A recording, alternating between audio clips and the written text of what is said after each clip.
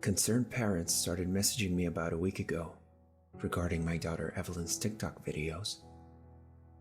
The parents were apparently furious, explaining how their own children had seriously injured themselves or nearly died copying her behavior. Both confusion and horror drove me to click the links to her account, though I wished more than anything that I hadn't. I let out a horrified gasp as I watched Evelyn, caked in makeup and wearing a far too revealing outfit, perform challenges that other girls her age had been copying. She'd smile her perfect teeth through cherry red lipstick and bob left and right to some popular song as she enacted these trends she was apparently starting. The first one chilled my blood. Evelyn bobbed her head back and forth while plugging a phone charger into an outlet in an overly dramatic manner. My heart sped as I watched her continue to film herself from inside what appeared to be a bathroom. The image of her face suddenly warped and shifted, and I realized then that the camera was filming from within the water of a bathtub. On the bottom of the image was the hashtag #LiquidSelfie. My heart pounded as I clicked other links that had been directed my way, as if I was somehow to blame. The next was even more disturbing.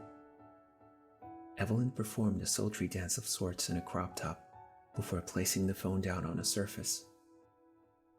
She then danced back from the camera, revealing a short skirt and fishnet stockings. I watched in horror as she then dragged into frame a wooden chair with a large kitchen knife heavily duct taped to the front edge, blade up. I swallowed the lump that grew in my throat as I watched Evelyn hold her hands over her head before arching backward into a back bend over the knife. The blade's tip was mere centimeters from her spine, and she nearly slipped before laughing into the camera, finishing with a handstand and clearing the dangerous obstacle.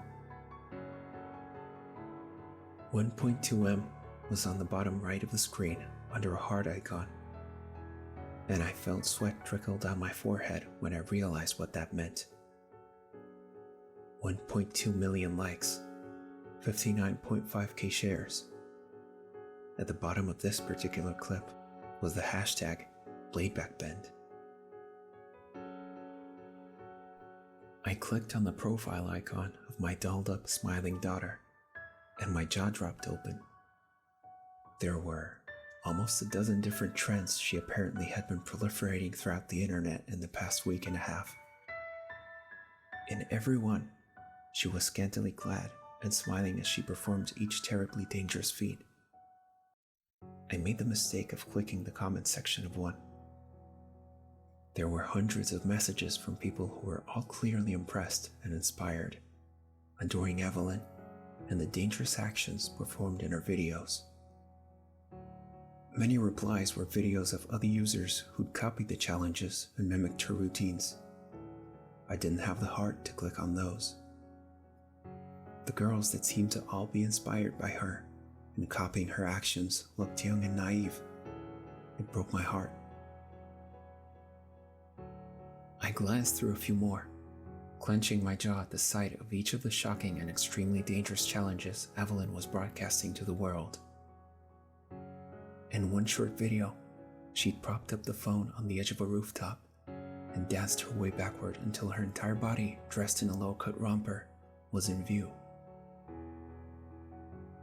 I could tell she was a few stories high, the city's skyscrapers visible in the background.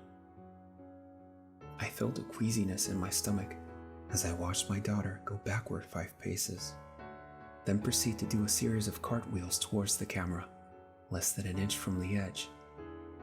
510k likes, 21.8k shares. My mind jumped to all those young, influential girls who looked to Evelyn as some sort of role model. Evelyn, all dressed up, smiling and dancing as she flirted with disaster in a series of deadly performances that seemed to be spreading across the internet like wildfire. Eventually, I closed the app and deleted it from my phone. I'd seen enough. I will not share her username for others to discover her account. I want those posts to get as little exposure as possible, though it seems too late, as her followers are in the hundreds of thousands. There are extremely dangerous trends making the rounds on TikTok, and if you have a child, I'd strongly advise monitoring their activity. I try to contact their customer support to take down her account, but I've had no luck so far.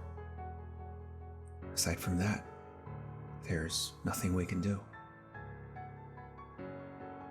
I trembled with pain and sadness when I learned about these dangerous and impossible posts. The threat to the safety of others is horrific to say the least, but not as horrific as the reality of the situation I'm now witnessing. My wife and I have already been devastated with grief, so it's almost too much to bear. The fact of the matter is, Evelyn died in a car accident back in April. These disturbing posts on her account began just a week and a half ago, nearly 2 months after her death.